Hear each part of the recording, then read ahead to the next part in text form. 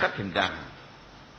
And so they travel, and then they come to the sea or the water, and there they board a boat. Sahih Bukhari tells us a nice story about what happened on the boat. A little bird came and sat on this hill of the boat, and then the bird flew down, dipped its beak into the water, and flew back up with one drop of water inside the mouth. Khidr alayhi salam points to the bird, and he says to him, Musa, the knowledge that you have, plus the knowledge that I have, when compared to his knowledge,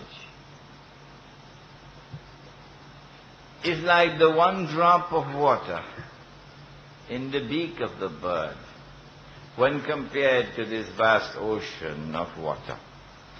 That is the first lesson to teach the one-eyed man.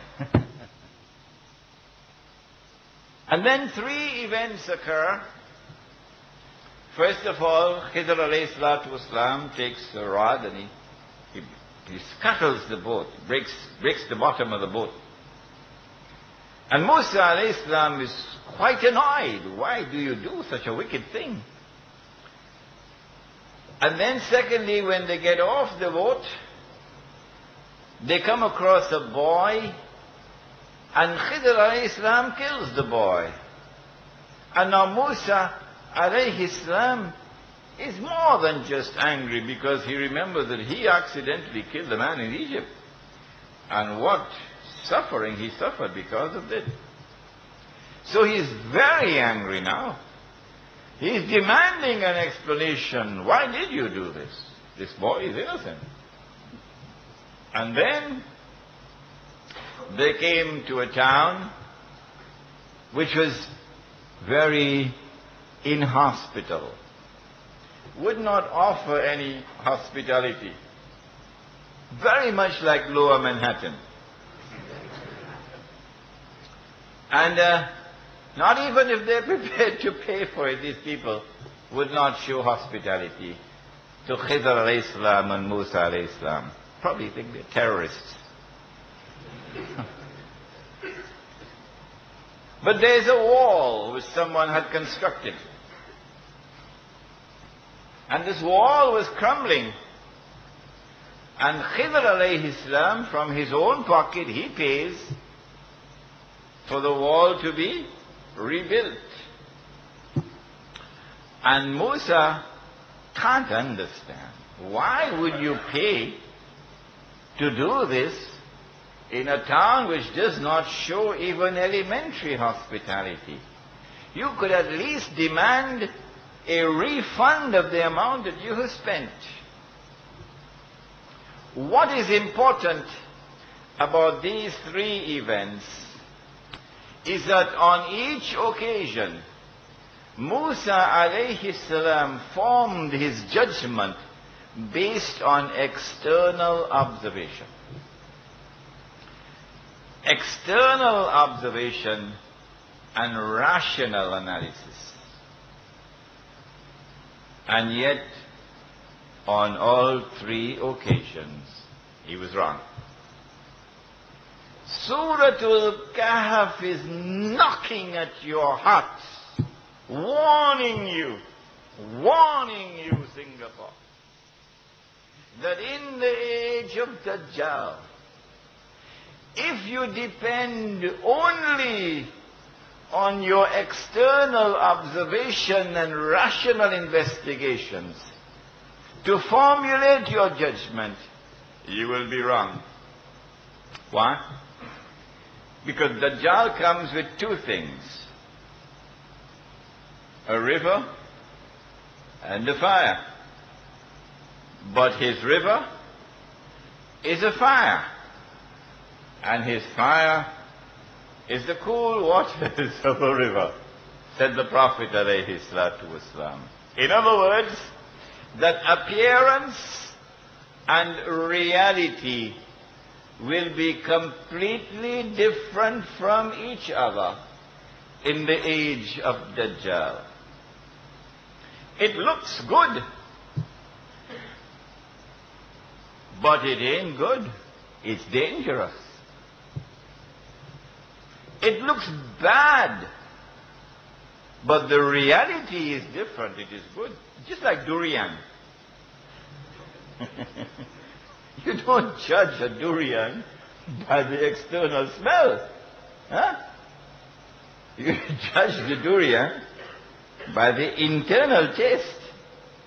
The external smell belongs to hell. Although some people would disagree with me. But internal taste belongs to heaven, although some people might also disagree with me. Anyhow. In the age of Dajjal, appearance and reality are going to be completely different from each other. And so if judgment is based on external observation and rational inquiry alone, you're going to be wrong. And you'll pay a terrible price for your wrong judgment. Khidr alayhi salam explains, he says, this boat, what appeared to you to be bad was actually good. There is a king, a government which is coming, seizing people's property. And they're going to be seizing this boat. By scuttling the boat, damaging it, I saved the boat. So when the king is gone, then the poor fishermen can repair their boat. It looked bad to you, but actually, I did them a favor. This little boy, you sometimes plant a seed, and you get a rose. And sometimes you plant a seed, and you get a scorpion. So when you sleep with your wife, make dua, oh Allah, this seed which I plant, grant that it may grow into something good and beautiful. Ameen. Rabbi habli min as-salihin. So, this child was destined to grow into such a devil that his parents' fate would have been threatened. And by killing the child and praying to Allah to send them another child who would be qurratu a'yun for them, I was doing something good for them, but you couldn't see that. And this wall, you see this town? In this town there was a mu'min, a believer, who was dying. He had 2 little children. Orphans, they're going to be orphans. And he had some money. But just like Lower Manhattan, he couldn't find a single person he could trust. None. Who can I give this money to? And ask them, please keep it until my children grow up. You can't trust a single person in that town. Is Singapore like that? So what he did was he had to dig a hole. Because he couldn't trust anybody. And bury the money. If you want to do that, make sure nobody's looking, eh? And then having buried the money, he then built a wall and prayed to Allah that when his children grow up, that Allah will guide them to the money.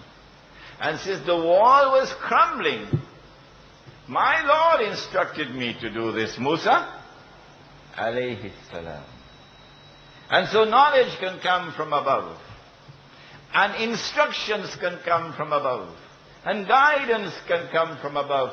But Uncle Sam doesn't believe that. What we are introduced to here is a branch of knowledge which is called epistemology. What is knowledge?